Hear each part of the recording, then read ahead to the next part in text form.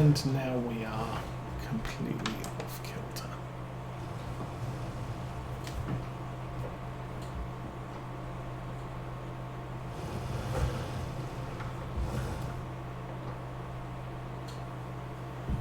I think this cedar has merged into the hedge.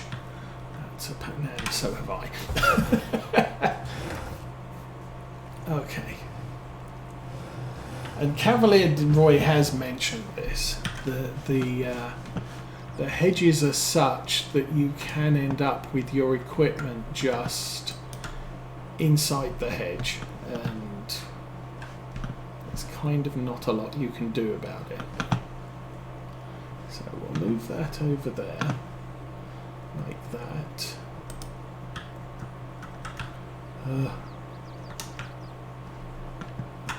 Okay, tap to the tractor. Get out of the tractor. What does that look like now? That looks like the cedar is in the hedge. Great. Okay, tap to the Kubota, because that's over here.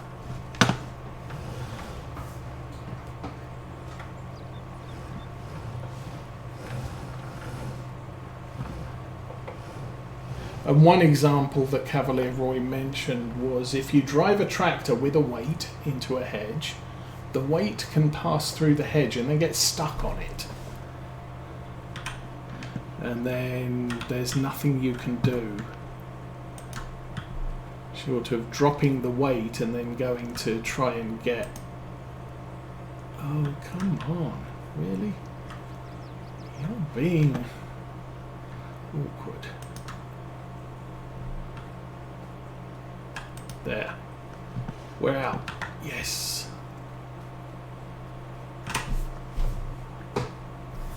Oh, that was hard work.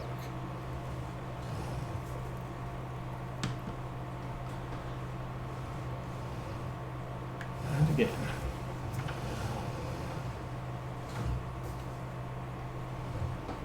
Okay, keep left, but don't get the tractor stuck.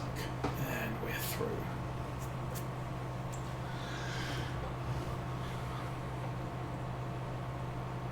I am noticing as we go past the cornfields, bits of the fields that I missed with the roller.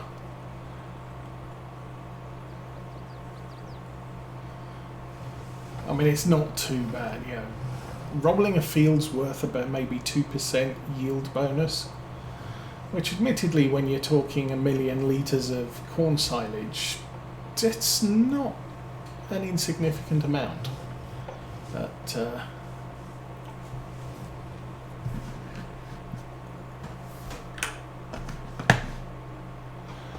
it is what it is.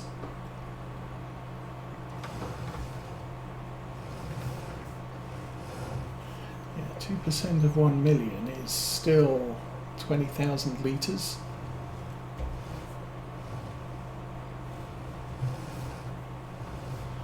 And at 300 pounds per 1,000 litres, that's still 6,000 pounds of, you know, of income that you didn't get because you didn't put the stuff down. You didn't roll it. Come on. Let go. Thank you.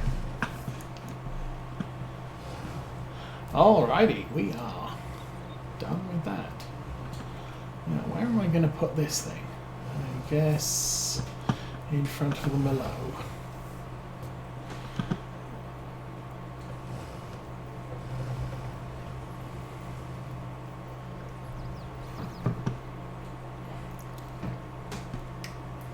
Okay.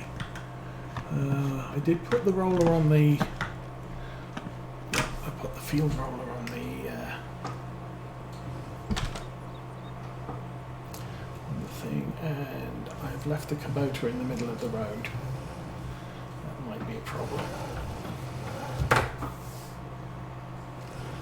So, roll the field and bring everything back to the yard. We'll be done.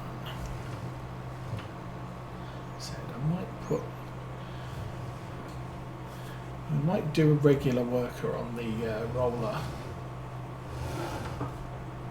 and bring the little orange doodad back to the farm.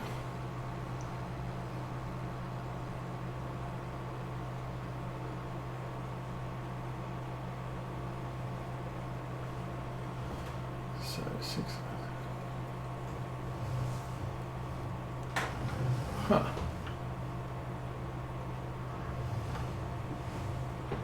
You just sit there, you'll be fine. Thank you. So actually that's interesting.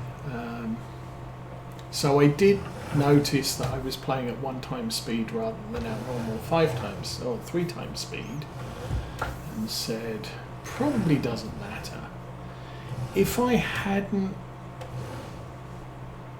slowed down time, I'm not sure it would be too bad, because I noticed it I think it was 5 o'clock.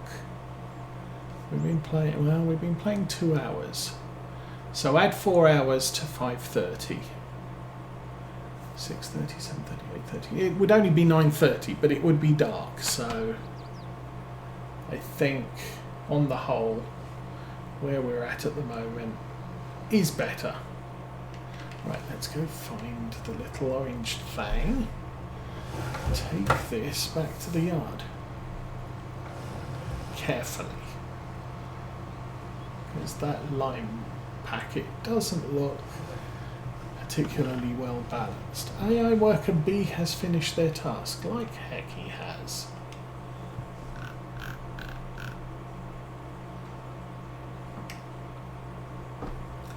Okay. Fine. Let's back it up. Lower the roller. And I guess we'll do this edge.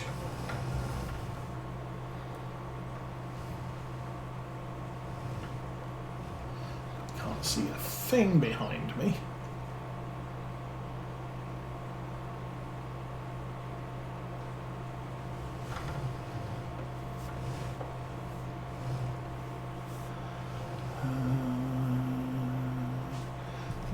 Probably good enough. It was indeed. Okay. Let's turn around. Bright eyes. And go.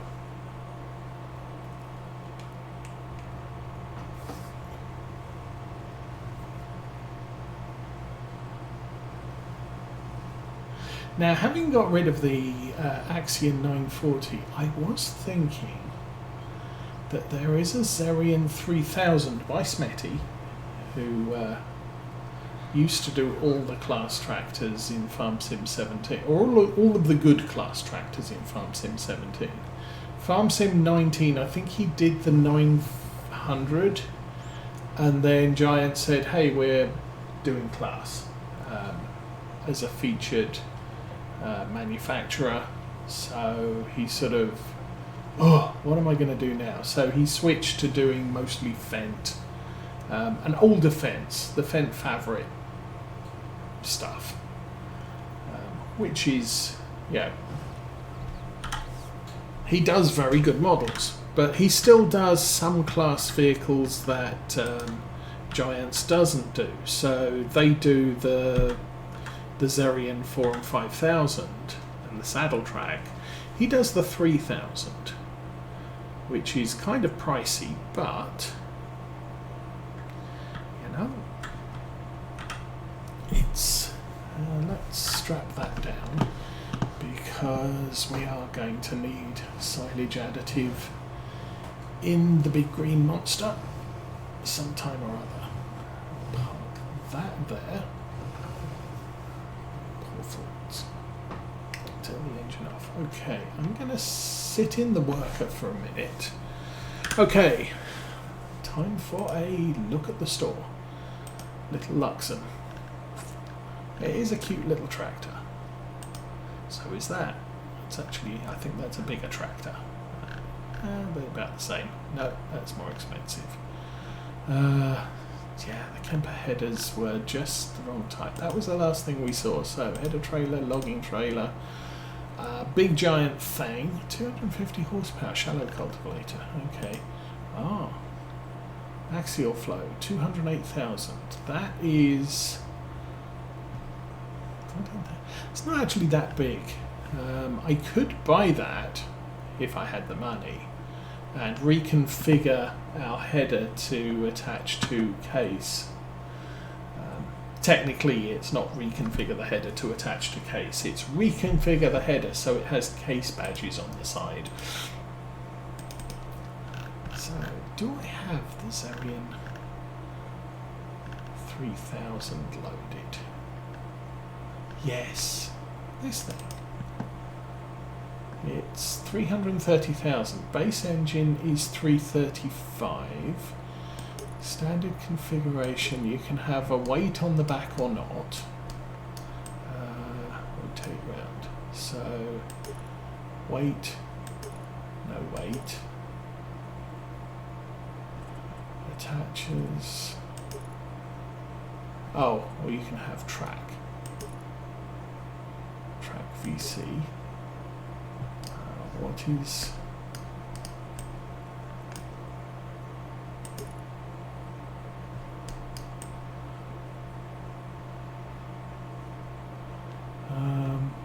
yeah, that's a thing. Okay. So, engine size 335 to 379. It's not big.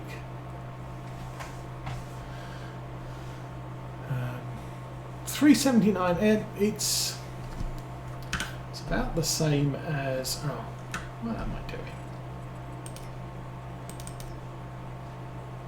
396. So it's a little bit smaller than the 940 that we had. Wheels. You can have crazy wheels. Way. Big giant wheels, yes. Automatic air in your wheels, why not? Trelleborgs, you can have front weight. Or a 3-point. Now the 3-point on this does not have PTO.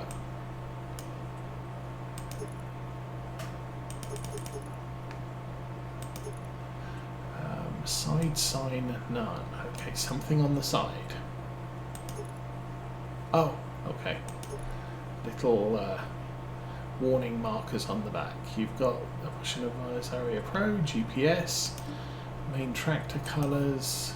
You can have a black one. You can have a white one. You can have a blue one. Ooh, that's red. Or green one. Design colour. That's usually the grill or the exhaust pipe. Baffle. Yeah. Exhaust baffle. There might be some other things. And then rim colours. No.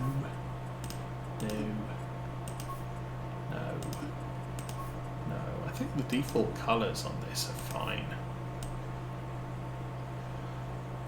But this might be an option for a tractor later on. 330 compared with... I did again. It's the 9... I usually get the 940. Which is 309. It's a little bit more expensive. It does have... that has a PTO at the front. It does have four-wheel steering, which is nice. I don't know. I mean, maybe we are going to get into the realms of we need two big tractors eventually. At the moment, the only big thing we've got, apart from haulage, is the planter. But I am going to have to upgrade other things at a later stage, like seeders and cultivators and plows. Haulage, the 800 is capable of hauling most of the time. It's noticeable on the hills when it's climbing a hill. it is noticeably, you know, I know this is a heavy load on the back. Anyway, workers doing fine here. Should I take over? How much of this field? We've got quite a lot of this field to do. The worker is probably going to take a while. So let's take over. Wait till it gets to the end, lifts the roller and go. And I'll lower it.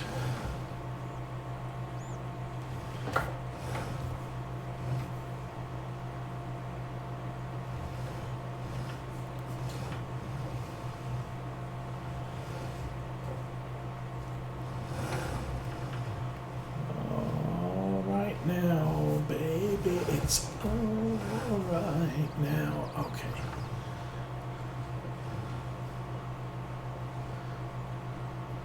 Not sure what I'd have sung if I was turning left. That's a thing.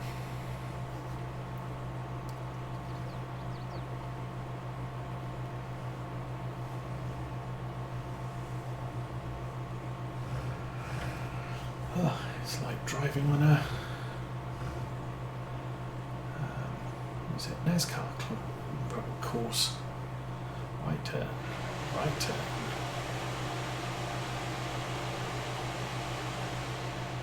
Okay, I think I drank my tea. Yeah, I did drink my tea before it got cold.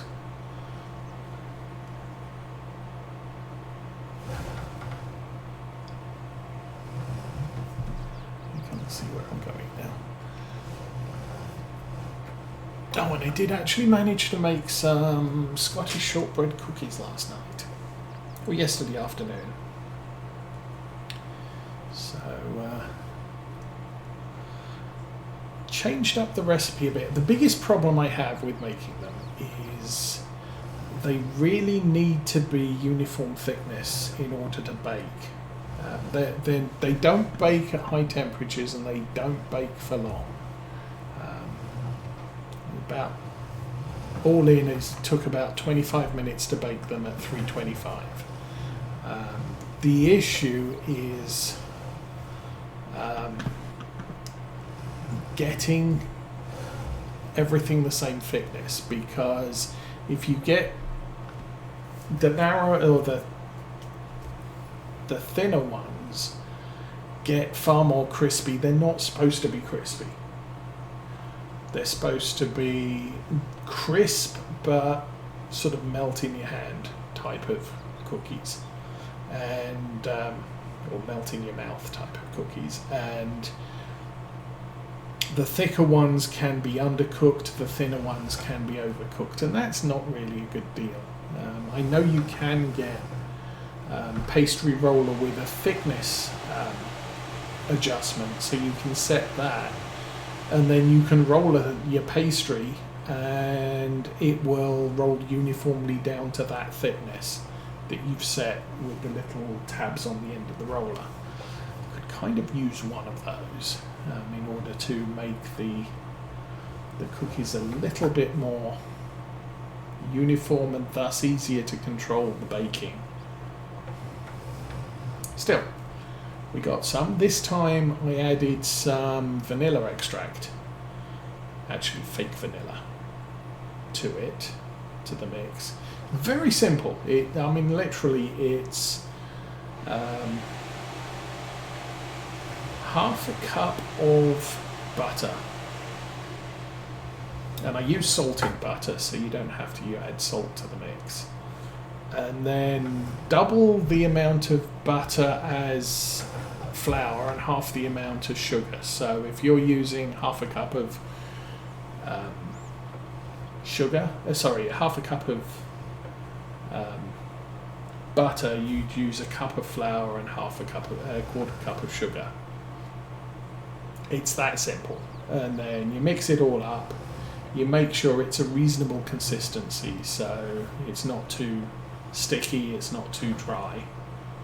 So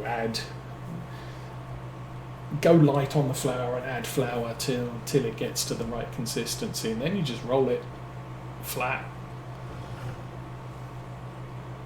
and cut it with a cookie cutter. Poke holes in it with a fork, many holes.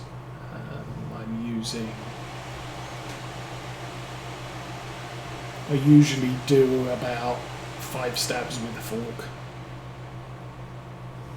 for the size of cookies I make, and then just bung them in the oven for 25 minutes or there-ish. And there you go, done.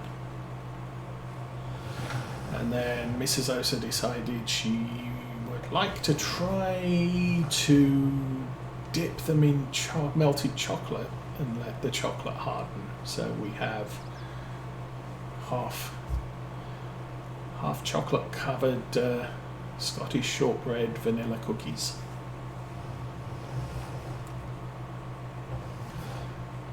And the added advantage is the kids don't like them, so I get to eat them all. Yay! I have no idea why they don't like them. Oh, and sprinkle sugar on the top before you stick them in the oven. Granulated. You can use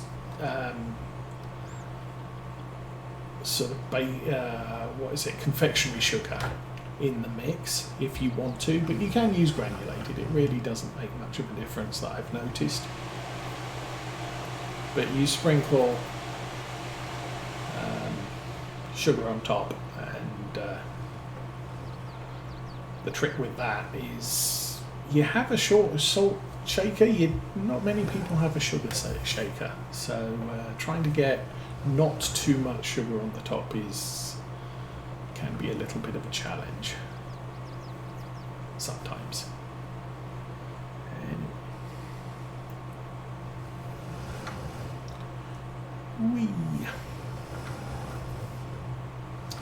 So we check the store, did that.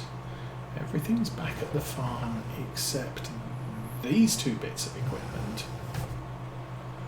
And I think we're done rolling for now.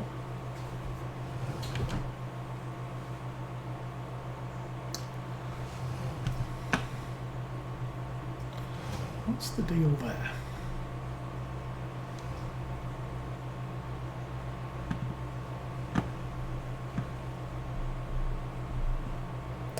Oh! You know what that is? Flying deer. Santa's in town. Looking, what are those shadows on the field? Did I miss a bit or something? No. Reindeer are still on pixie dust.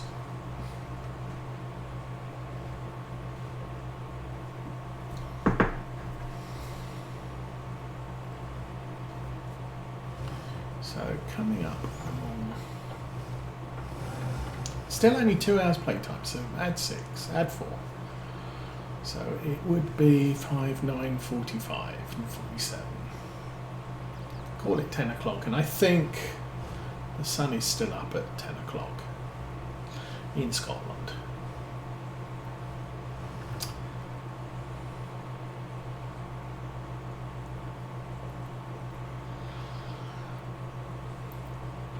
So I'm going to speed up to our normal 3x speed.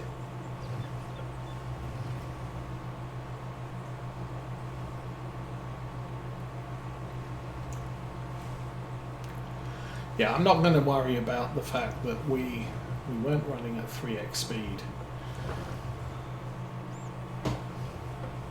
It's a significant issue. The thing is because we'd still get all of that task done in a day. It's just that the sunlight and shadows might get in the way of visuals, so it's just easier to let the sunset later, or to not go through sunset.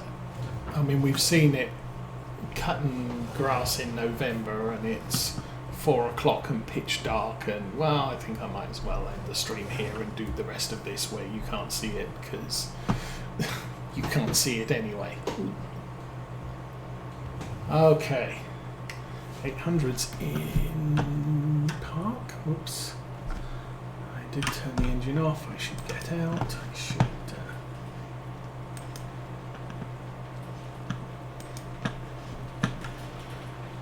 do? The doors are shut. So, what didn't we do? Was there anything else I needed to do before I switched the day? No, we got enough money to cover the loan. The bunker is not going to be available till June 2. But I think we have the operating capital. So, I've probably forgotten something. Let's sleep till 6, because that way if I've forgotten something, we've still got time to do something.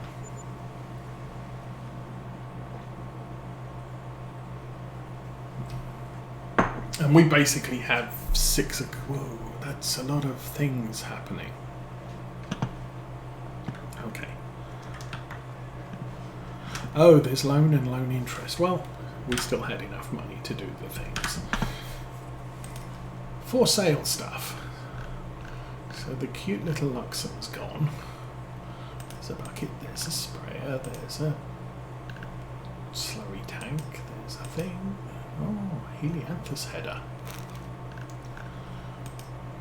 Not going to get into sunflowers on this playthrough, and Helianthus headers just really wouldn't work that well on some of our fields. Okay. Speaking of which, we have fields growing things. So these are going to have weeds. Yes. Why is that purple? It was mulched and the rest of them weren't. Okay. So we need to get out to all of 3 of these and get the weeds dealt with. We also should have... See, that's up to 84, and the only thing that's bad is the middle one. What's the middle one, you ask? Weed control. And all of them have very bad weed control. Obviously the grass field can't do anything about that.